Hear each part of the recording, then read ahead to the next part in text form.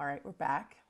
And here's a newspaper article from I don't remember the name of the newspaper, but it's from an Arizona newspaper reporting on something that had happened previously where people were reporting seeing UFOs. All right, so let me break it down for you. It's kind of a complex set of events that occurred. So, first off, the Phoenix UFO situation starts on March 13th, 1997. About 8:15 p.m. was the first report of a V formation passing overhead in a northwest to southeast trajectory. And it went on for about a half an hour with people along the trajectory calling the police, calling the local military bases, trying to figure out what is over me. And they described it as kind of what you're seeing in this picture, right? That it's this V formation. It appears to be solid black, a wing type of thing, like a boomerang, not a wing like a B-1 bomb. What are those bombers that look like bat wings? Not that.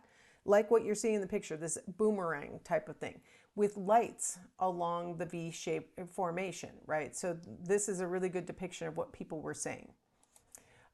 One witness with a telescope zoomed in on this object and he said, no, those were individual lights on individual airplanes. I could see them with my telescope. Another person in Prescott, Arizona said, I could hear jet engines. It was not a silent craft like a lot of people were saying. That's always a really common thing with UFOs. They'll say, oh, and it didn't make any noise. But one witness in Prescott goes, no, I could hear jet engines. What are you talking about? It did make noise. And then a third person calculated the trajectory and the distance and came to the conclusion that's very consistent with jet travel, that's about how far they would get in 30 minutes if it was jets. So that person said, this is probably military planes flying in formation that you saw. And so in psychology, there is a principle called closure that is a perceptual principle that says that we will fill in the gaps in stimuli and make it into a coherent whole, even if that doesn't make sense, even if it isn't a coherent whole. So I think closure was playing a role in the observers believing that there was something solid behind those lights. It actually was individual lights, but it looked solid to them. Okay, so that was the first thing that happened, was this V being reported. Okay, so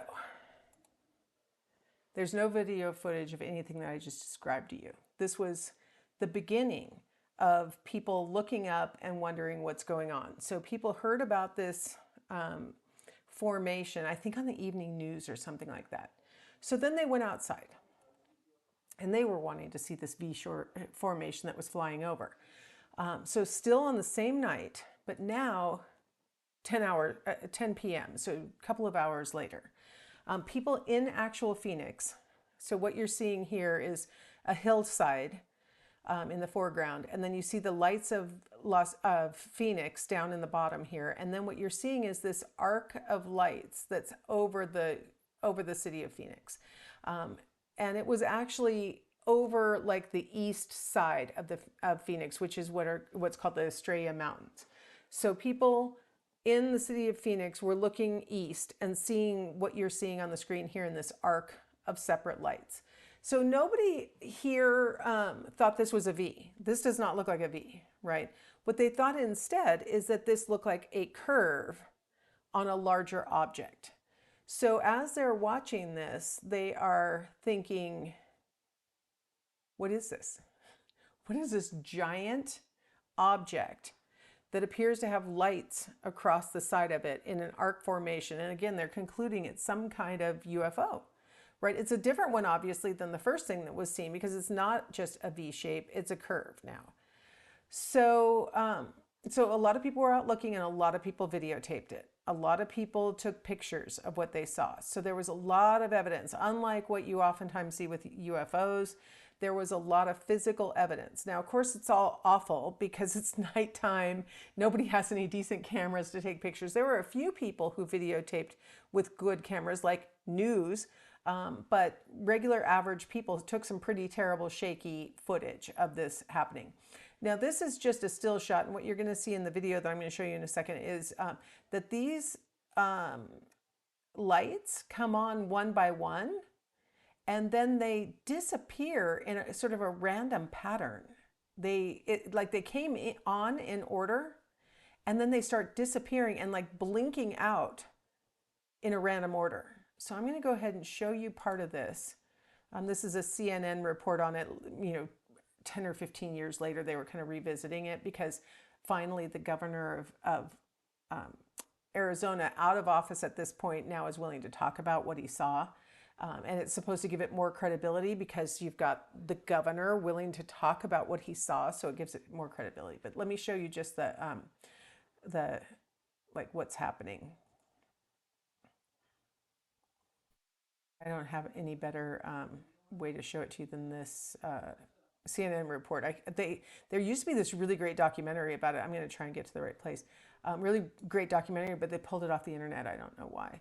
Okay, so here's some footage. And like I said, very shaky. But watch how there's 4 lights right now, and there's a 5th one way over on the left. See? And they're just hovering. See, another one was coming on there, and this guy's telling his experience. And they're hovering. Oh, what's really interesting about the CNN report is that they're conflating the V-shaped formation reports with this, what appears to be these lights coming on in this pattern. And you'll see that, look how many lights there are as they're adding. Earlier when we saw 4 and it added that one, and then and it's hopping around, there's like they're adding onto it. So let's see if I can get a good coherent scene here. See, so we've got 4. They keep hopping back and forth. Oh, see, there's that 5th one coming on, right? You saw that, right? So there was 4 there, and then a 5th one just kind of gently came on. It didn't just pop on, it gently came on. Right now, currently we're looking at 6. We've got 6, see, and a 7th was about to come on. They keep cutting out just as another one's coming on. I think they want us to really be mystified by what's happening here. So they don't really want us to see the slow emergence of the lights, which is how it actually was coming on.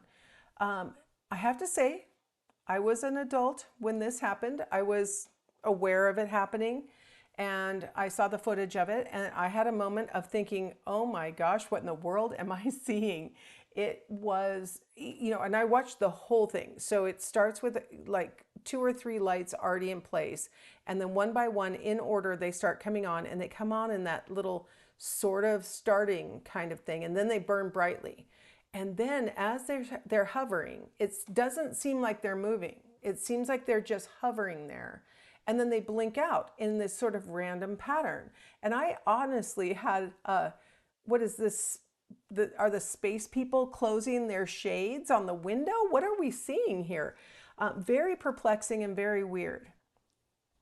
Now, having told you all of that, the documentary that I told you about had been conducted by the Discovery Channel, and they had somebody analyze the footage where they actually went out to where this was filmed, and they set up their own cameras in exactly the same spot. And when they did that, they had this camera that's nighttime. They went out in the daytime and set the camera up in the exact same spot that the photographer from this footage said they were.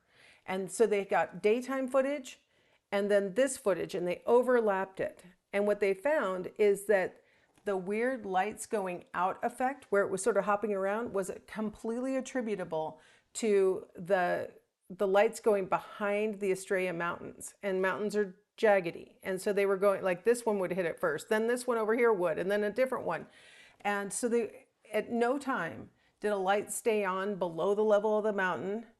And at no time did a light go out before hitting the level of the mountain. So the film evidence produces the conclusion, the incontrovertible conclusion, that it was lights that were actually slowly dropping. And as they went behind the mountains, they were blinking out, right? Well, you couldn't see it anymore because it went behind the mountains. It's not a mystery. And also in the documentary, they interviewed the National Guard unit that was dropping flares that night. So we have people who say, we dropped flares. And now that you know flares, that would make sense that they would come on in order, and that when they come on, they sort of start. They don't just pop on, they ignite and start. And they apparently drop them with, anybody who knows anything about the military is like, duh. But for those of us who don't, we're like, oh, you put a, I want to say umbrella, but that's not, parachute on it, and it slowly drops. And underneath that, they're doing all sorts of exercises, night exercises with a little bit of illumination from these flares. So it all makes perfect sense, but of course people don't want to believe it. People want it to be UFOs, and people want it to be a conspiracy theory, that the government kept a secret, that governor knew all along that there had been a UFO and he didn't say anything, those kinds of things. People want to believe in this stuff. It's much more interesting. So why do we embrace these kinds of pseudoscientific claims, claims that fly in the face of hard evidence? And we would rather believe this ephemeral, it must have been a UFO evidence, even though we have this hard evidence that it was just flares. Well, for one thing, mystery is much more interesting than any other explanation, right? Having mysteries in life is fun, and I love them. I love spending a moment hoping there's a Bigfoot. I'm hoping for these things too. Everybody enjoys a good mystery. Who doesn't like a good mystery? And so a lot of times people who really honestly want the more exciting explanation be true will stubbornly cling to it, and they will not give up the belief that they've been holding. There's another issue that causes people to accept a lot of the kind of pseudoscientific claims that are true even in psychology. Things that we do in psychology might be a little pseudoscientific. We have tracked something called the Barnum effect, where we have this tendency to accept general descriptions of ourselves as accurate. They're general, they're vague, they could be about anyone, but we're like, hey, this really rings true, right? If you've ever opened a fortune cookie and for a minute thought, this seems a little on the nose. Or you've looked at your astrological reading and thought, this seems like it's describing exactly me. You know what I'm talking about. Let's talk about something psychological that a lot of people have criticized as purely Barnum effect, and that is research on personality traits. When we assess a person's personality trait and then we tell them, well, based on the way that you answered, it looks like you're a person who's relatively high on extroversion. You seem like you're more so than the average person, outgoing and sociable and those kinds of things. The person might think, that sounds like me, even if truly they're not very sociable, even if in reality they don't really like to go to parties very often. Like once they're there, they have fun, but maybe they choose not to go to very many parties. But they accept the description as true of them because it's vague enough and it's kind of positive. To tell somebody, oh, you're more outgoing than average, is kind of a compliment, right? Especially in our culture. Not all cultures feel that way, but our culture, we like that in the US. And so I have an assignment for you this week that's tied to this, which is you are going to have a friend complete this personality inventory, which happens to be the actual Big Five inventory.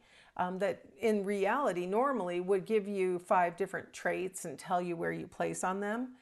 But what you're going to do instead on this website is your friend is going to see all people, no matter what they say, are going to get the same output. And if we look at this output, it's going to foster a Barnum effect in most people. You have a great need for other people to like and admire you. Who doesn't? You have a great deal of unused capacity, which you have not turned to your advantage. Who is that not true for? You're disciplined and self-controlled on the outside, but you tend to be worrisome and insecure on the inside. Okay, so if you go through this list, you're going to say, obviously, this could be anyone. And it's a lot of the kind of thing that we like to think is true about ourselves. So what you're going to do in your Chapter 4 exercise is administer this personality inventory, and you can tell your participant to skip all the demographic stuff at the end, because why torture them any farther? They only need to believe that they took a personality test. So just tell them, just do the personality questions. You can leave all the demographics blank because we're not participating in the research. And then it'll pop up with this profile, and you can ask them, what do you think? Is it describing you well? And most people will say, I mean, it's kind of vague, but yeah, I mean, is basically right. It's more right than wrong, that kind of thing. So that's going to be the fun. And then you get to have the fun of telling them that everybody got the same profile. I just want to warn you that when you do that, when you tell them, be gentle. Make sure that the goal wasn't to trick them, but the goal was to illustrate this principle called the Barnum effect. And you wanted to see firsthand whether it's something that a reasonable person such as your friend would actually display. And so make sure that you do not leave your participant mad at you, because you may be coming after them with your psychology homework again in the future and you need their help. So that's what you'll be doing on the Chapter 4 exercise to illustrate this concept that I've introduced to you, that sometimes we believe stuff because it's kind of about us and kind of vague and kind of positive, and we want to believe, right? We want that to be true. All right, let's go ahead and take a break here, and we will come back and talk about the evidence that pseudoscientists tend to rely on.